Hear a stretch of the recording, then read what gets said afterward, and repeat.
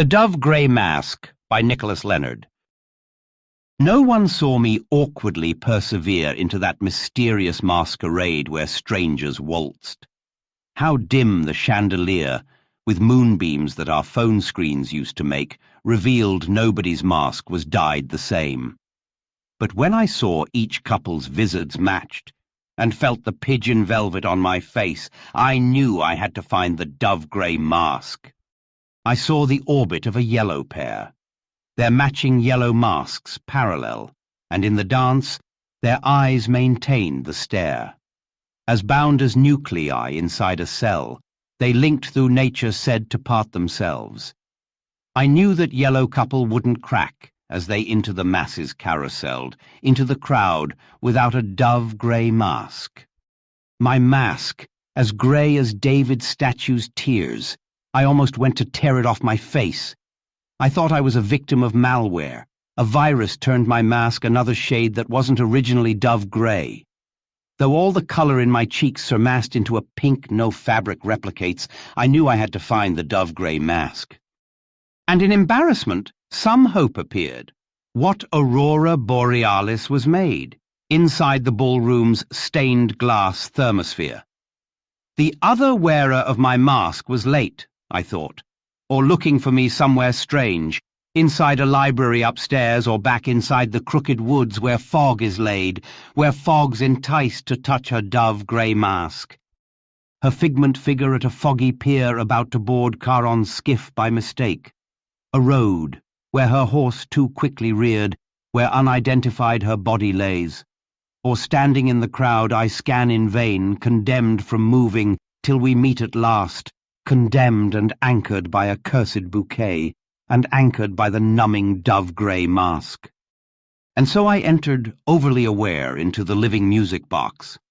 A man adrift inside its ballerina gears, who didn't have someone to take his hand. A man who ambled forth as others danced, a sorry hand on the small of their backs. Oh, that was such a gradual advance, and still nobody wore the dove-grey mask. I was the meteor these planets shared, and played their merry game of tennis with. My tennis ball heart's dribble weakening, my mask as pale as moon when day begins, the crowd ignored me in the room's axis. Beneath the phone screen chandelier, entrapped, I felt the desperate slowness when I blinked while I tried to find the dove-grey mask. My lostness ended on a set of stairs, and there I knew my search would escalate into the corridor beyond the stairs, into the corridor where portraits hanged to tease their stranded guest. The ballrooms waked like tides against the bottom steps, splish-splashed while I made my teke-teke pace to go and try to find the dove-grey mask. In this black hole the other world premiered, a trail I hoped my other half had made. In darkness, candle wax cologned the air, for previously it seemed they lost their flame to taciturning lips. The wicks exchanged their lights to taste the air her lungs dispatched. That scent, the candle's final words, remained, perhaps the fragrance of the dove-grey mask. By now, my perspiration overbared. A sweat, the faint beginnings of a stain, of which I hoped my partner wouldn't care. In looking to and fro, my hair uncame, a frontal lock rebounding out of place that only she was meant to pilot back. The curl would fit her finger like a ring, for both of us had on the dove-grey mask. Into a library I pioneered, a room where wooden bookshelves made their maze, and though the woodworked trees had shaved their beards, I smelt 1,000 novels aftershave, and not my partner's blown-out candle musk. But still, I paced the aisles, looking back to see if she'd be reading all the authors' names in search of mine, to find the dove-grey mask. Onto a greenhouse balcony I veered, a school where hostas scribbled down essays and made me feel transported back in years. A student searching for someone who'd play with me, for summer was coming too late. My schoolbell heart about to ring at last. A delinquent about to graduate, about to find who wore the dove-grey mask. Out here, the roses shared their final tear in gardens huddled like the Grecian fates, and that is where I saw her standing there, and that is when I knew I was too late, for only the dead possess her restraint, the patience that her living soulmate lacked, because I sprinted to her, and she stayed, a ghost who had to wear the dove-grey mask. I stripped my mask in one alarming tear, and let the roses wear what I disdained.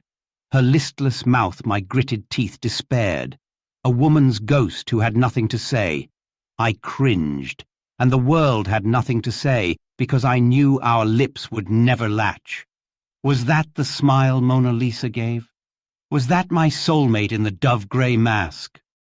Still, I hugged the dying atoms that was my dear, and felt her ice bath flesh fade, and knew this was what goosebumps bloom into, while my body yearned to fade the same.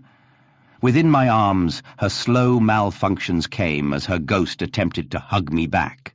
She froze. She twitched. Her movements were delayed, manipulated by the dove-grey mask. What smell the coffee-coloured soil aired! Tho sweat beneath my shirt forsaked. The water for the roses was elsewhere, or did those flowers self-immolate? And that's the wet and earthy smell I hate. The muggy night that snuffed the candle wax aroma that I thought my love would have. The scent of her who wore the dove-grey mask.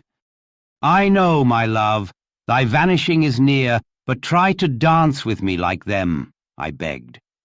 Oh, but something about her changed. She didn't recognize me anymore because I flung my dove-grey mask away.